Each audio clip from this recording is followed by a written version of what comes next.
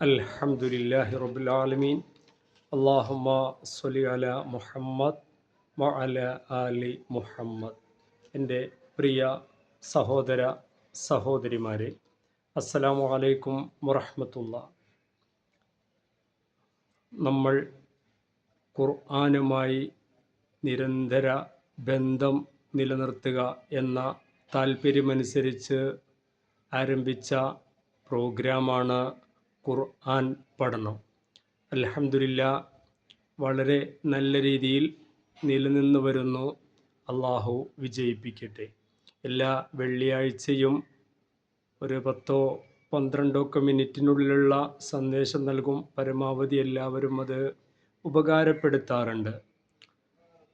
തുടർന്ന് നമ്മളങ്ങനെ ഖുർആൻ ക്ലാസ്സുമായി മുന്നോട്ട് പോയപ്പോൾ നമുക്ക് ഒന്നുകൂടെ ഖുർആനുമായുള്ള ബന്ധത്തെ എങ്ങനെ ശക്തിപ്പെടുത്താം, എങ്ങനെ വളർത്തിയെടുക്കാം എന്ന് ചോദിച്ചപ്പോൾ പലരുടെയും അഭിപ്രായങ്ങളിൽ വന്നത് ഒരു ക്വിസ് പ്രോഗ്രാം, നമ്മളെടുക്കുന്ന ക്ലാസ്സിനെയും തുടർന്ന് ഖുർആനുമായി ബന്ധപ്പെട്ട മറ്റു ചില കാര്യങ്ങളെയുമൊക്കെ ഉൾപ്പെടുത്തിയിട്ടുള്ള ഒരു ക്വിസ് പ്രോഗ്രാം സ്റ്റാർട്ട് ചെയ്യാം. അങ്ങനെ നമ്മൾ ഈ വർഷം 2026 ജൂൺ മാസം മുതൽ നമ്മൾ ഒരു ക്വിസ് പ്രോഗ്രാമും ആരംഭിച്ചു. അന്ന് നമ്മൾ പറഞ്ഞിരുന്നു എല്ലാ മാസം പൂർത്തിയാകുമ്പോൾ അതാത് മാസങ്ങളിലെ വിജയികളെ ഇൻഷാ അല്ലാഹ് പ്രഖ്യാപിക്കണം അല്ലേ. ഇപ്പോൾ നമ്മുടെ ജൂൺ മാസം നടന്ന ഖുർആൻ ക്വിസ് മത്സരത്തിലെ വിജയികളെ നമ്മൾ പ്രഖ്യാപിക്കുകയാണ്. അൽഹംദുലില്ലാ, എല്ലാ വിജയികൾക്കും വിജയാശംസകൾ. പങ്കെടുത്ത എല്ലാവർക്കും എല്ലാവിധ നന്മകളും നേരുന്നു. അള്ളാഹു അർഹമായ പ്രതിഫലം നൽകട്ടെ. ഈ മാസം നടന്ന ഖുർആൻ മത്സരത്തിൽ ഫസ്റ്റ് നേടിയത് ഖദീജ എന്ന സഹോദരിയാണ്. മഞ്ചേരി പയ്യനാട് അമ്പലക്കുണ്ട് പ്രദേശത്തുള്ള ഖദീജ വി എന്ന സഹോദരിയാണ് ഫസ്റ്റ് നേടിയിരിക്കുന്നത്. എല്ലാവിധ വിജയ ആശംസകളും അവർക്ക് നൽകുകയാണ്. സെക്കൻഡ് 2 പേര് പങ്കിട്ടിരിക്കുന്നു. ഒന്ന് സുജീറ ചങ്കുവെട്ടി, സുജീറ അഥവാ കോട്ടക്കൽ ചങ്കുവെട്ടി, സുജീറ കോട്ടക്കൽ ചങ്കുവെട്ടി. കോട്ടക്കൽ ചങ്കുവെട്ടിയിലെ സുജീറ എന്ന സഹോദരിയാണ് സെക്കൻഡ് നേടിയിരിക്കുന്നത്. മറ്റൊരാൾ നൗഷാദ് മണ്ണിൽക്കടവ് കൊടുവള്ളി എന്ന സഹോദരനാണ് മറ്റൊരു സെക്കൻഡ് നേടിയിരിക്കുന്നത്. 2 പേർക്കും അഭിനന്ദനങ്ങൾ. അള്ളാഹു അർഹമായ പ്രതിഫലം നൽകട്ടെ. തേർഡ് നേടിയിരിക്കുന്നത് ഫസീല, വണ്ടൂര് മമ്പാട്ടുമൂല മഞ്ഞപ്പെട്ടിയിലെ ഫസീല എന്ന സഹോദരിയാണ് തേർഡ് പ്രൈസ് നേടിയിരിക്കുന്നത്. അള്ളാഹു അർഹമായ പ്രതിഫലം നൽകട്ടെ. എല്ലാവിധ വിജയ ആശംസകളും. തുടർന്ന് എൻ്റെ എല്ലാ സഹോദരിമാരും ഇതിൽ പങ്കെടുക്കണം. ഒരുപാട് ആളുകൾ പങ്കെടുത്തിട്ടുണ്ട് കേട്ടോ. ക്വിസ് പ്രോഗ്രാമിൽ ഒരുപാട് ആളുകൾ പങ്കെടുത്തിട്ടുണ്ട്. ഒരു 10-ൽ കൂടുതൽ ആളുകൾ ചെറിയ മാർക്കിനാണ് വ്യത്യാസങ്ങൾ വന്നിട്ടുള്ളത്. അപ്പോൾ മത്സരമാകുമ്പോൾ നമ്മൾ അതിനനുസരിച്ചല്ലേ ചെയ്യാവൂ. 10-ലേറെ ആളുകൾ വളരെ ചെറിയ മാർക്കിനാണ് അവരുടെ വ്യത്യാസങ്ങൾ വന്നിട്ടുള്ളത്. എല്ലാവരും, ഇനിയും ഒരുപാട് സഹോദരിമാരുണ്ട്, എല്ലാവരും അതിൽ പങ്കെടുക്കേണ്ടതുണ്ട്. നമ്മളുടെ ഖുർആനികമായ വിജ്ഞാനം വളർത്തിയെടുക്കാൻ, ഖുർആനുമായുള്ള നമ്മുടെ ബന്ധം നിലനിർത്താൻ, ശക്തിപ്പെടുത്താനുള്ള ഒരു മാർഗമാണ്, വഴിയാണ്. അള്ളാഹു എനിക്കും നിങ്ങൾക്കും അർഹമായ പ്രതിഫലം നൽകട്ടെ.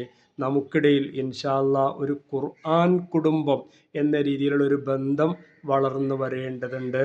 അള്ളാഹു അതിന് സഹായിക്കട്ടെ. തുടർന്ന് ഇതുവരെ നമ്മൾ നടത്തിയത് 16 ക്വസ്റ്റ്യൻസ് ആയിരിക്കും. ആ 16 ക്വസ്റ്റ്യൻസിൻ്റെയും ആൻസർ എല്ലാവർക്കും വേണ്ടി ഒന്ന് പറയുകയാണ്, ശ്രദ്ധിക്കണം. എല്ലാവരും ഒരുപാട് ആളുകൾ കുറേ ശരിയും തെറ്റുമൊക്കെ എഴുതിയിട്ടില്ലേ? അപ്പോൾ എല്ലാവരും ഒന്ന് ക്ലിയർ ചെയ്യാനാണ് ഈ ക്വസ്റ്റ്യൻസ് നമ്മൾ പറയുന്നത്. ഒന്നാമത്തെ ക്വസ്റ്റ്യൻ എന്താണ് ഖുർആൻ എന്നായിരുന്നു. ആൻസർ: നബി സല്ലല്ലാഹു അലൈഹി വസല്ലമ ജനങ്ങളെ സന്മാർഗത്തിലേക്ക് ക്ഷണിക്കാൻ നയിക്കാൻ 23 വർഷക്കാലം കൊണ്ട് അള്ളാഹു നൽകിയ സന്ദേശമാണ് ഖുർആൻ. 2.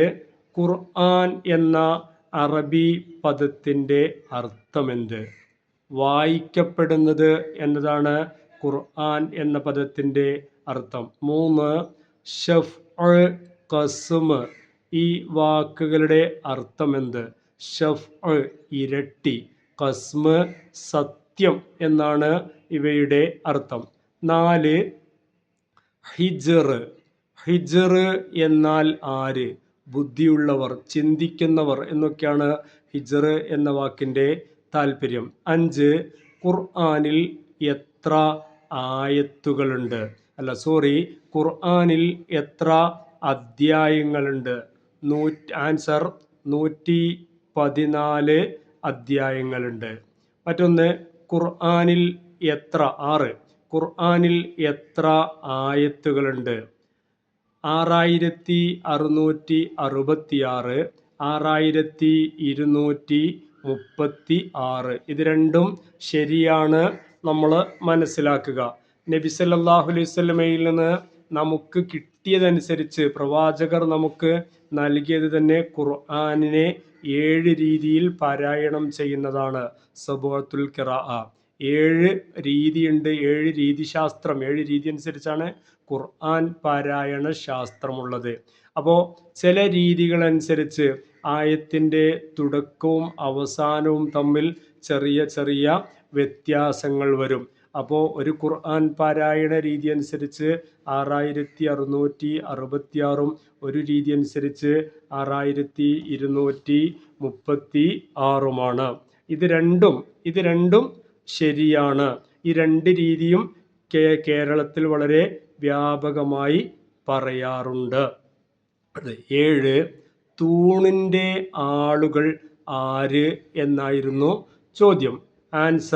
ആൻസർ ഇറം ഗോത്രം, ആദ് സമൂഹം, അഥവാ ആദിൻ്റെ പേരമക്കളിൽ വരുന്ന ആളാണ് ഇറം.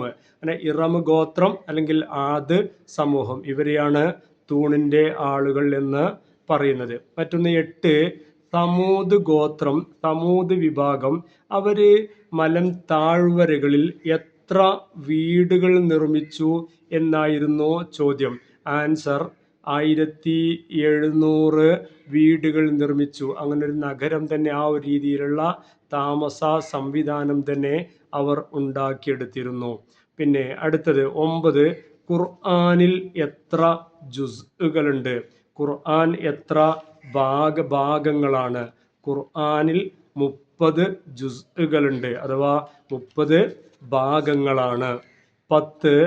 അവതരണ കാലഘട്ടമനുസരിച്ച് അല്ലെങ്കിൽ അവതരണ കാലഘട്ടം അടിസ്ഥാനമാക്കി സൂറത്തുകളെ എത്രയായി വിഭജിക്കുന്നു? അവ ഏവ? 2 വിഭജിക്കുന്നു. 1 മക്കിയ്, 2 മദനിയ്. 11. ബിലാദ്, സൗത്ത് ഇവയുടെ ഈ പദങ്ങളുടെ അർത്ഥമെന്ത്? ബിലാദ് രാജ്യങ്ങൾ, നാടുകൾ എന്നൊക്കെയാണ് ബിലാദ് എന്ന വാക്കിൻ്റെ അർത്ഥം. സൗത്ത് ചമ്മട്ടിപ്രയോഗം, അഥവാ അടി, ചാട്ടവാറടി എന്നൊക്കെ പറയുന്ന ചമ്മട്ടിപ്രയോഗം എന്ന ശിക്ഷയാണ് സൗത്ത് എന്നതിൻ്റെ അർത്ഥം. പിന്നെ 13. പിന്നെ മക്കി, അഥവാ മക്കി എന്ന മക്കയിൽ അവതരിപ്പിച്ച സൂറത്തുകൾ അല്ലേ? മക്കി എന്ന സൂറത്തുകൾ എന്നാൽ എന്ത്? ആൻസർ: മക്കയിൽ അവതരിച്ചവ. ഹിജ്റക്ക് മുമ്പ് മക്കയിൽ അവതരിച്ചവയാണ് മക്കി എന്ന പേരിൽ പറയപ്പെടുന്നത്. അടുത്ത 14.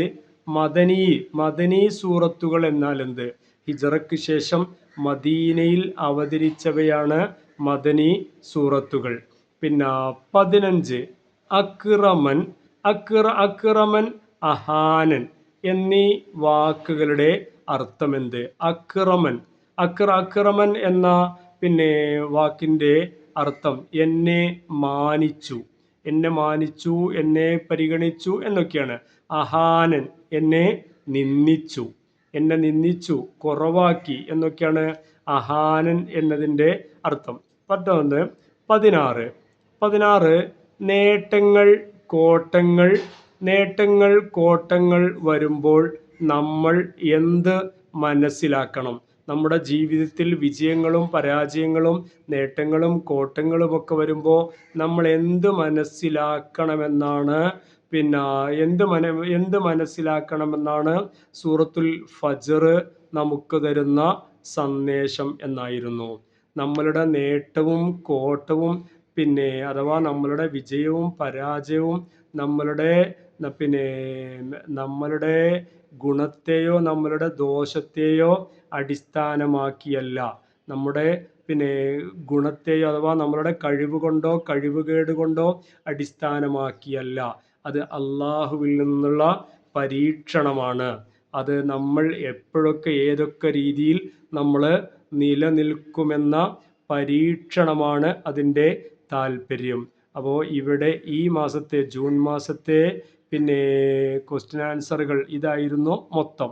എൻ്റെ എല്ലാ സഹോദര സഹോദരിമാരോട് ഒന്നുകൂടെ പറയുകയാണ്, ഇൻഷാ അല്ലാ എല്ലാവരും ഈ ക്വിസ് പ്രോഗ്രാമിൽ പങ്കാളികളാവുക. തെറ്റ് ശരി എന്നതൊന്നും നമ്മുടെ ചർച്ചയല്ല. തെറ്റും ശരിയൊക്കെ സ്വാഭാവികമാണല്ലോ. അങ്ങനെ നമ്മൾ എന്ത് ചെയ്യേണ്ടതുണ്ട്? ഖുർആനിൻ്റെ വൈജ്ഞാനികമായി നമ്മൾ വളർന്നു വരേണ്ടതുണ്ട്.